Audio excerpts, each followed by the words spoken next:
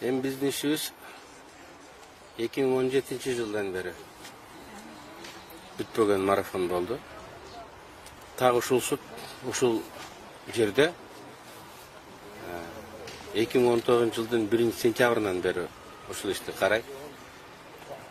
Бул иштин созулушу ар кандай саясий жагдайлар менен байланышып келди. Мынакей бүгүн прокурорлор айыпты коюудан баш тартышты. Мен үчүн чынын айтсам бул чечим күтүүсүз болду. 3 прокурор окшошуп козулардай болуп, биринин артынан бири залга киргенде эле жаман көзү менен караган. Бирок алар айыпты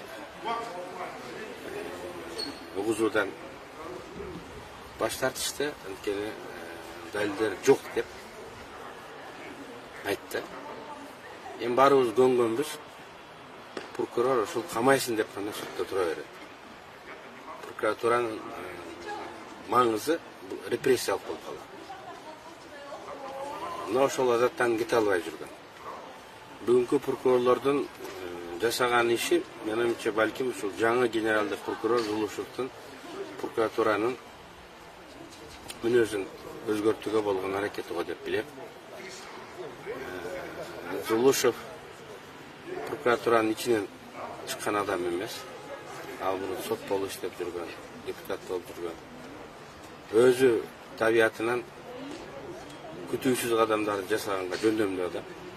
Убагында билесиңер, Ташкентте дагы ушул Зулушев актап жиберген.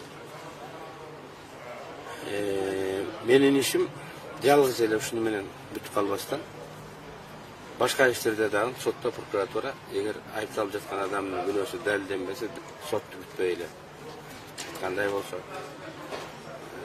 тергөө учурунда мыйзамдар бузулган болсо, мыйзам бузулганын мойнуна алса, бул айыптоочу гана, репрессиялык гана орган эмес, адилеттүүлүк, мыйзамдуулук үчүн турган орган катары өзүн көргөзсө жакшы болот эле.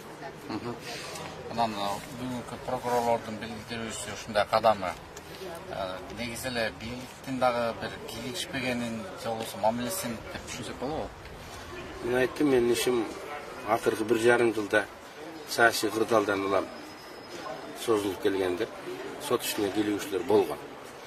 Бирок бүгүнкү чечимде бийликтин, тагыраак айтканда, ошол Садыр Жапаровдун кийлигишкен болбош керек.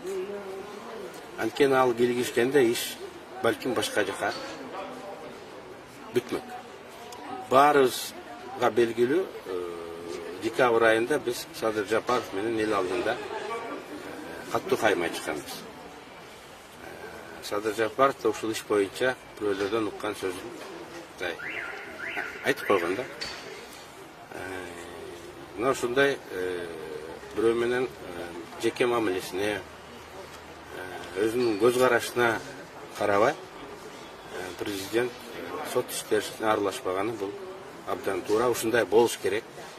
Мен ойлойм, бүгүнкү бийлик менин ишимде эле эмес, башка иштерде дагы ушундай объективдүү, адилеттүү позицияны карманат деп.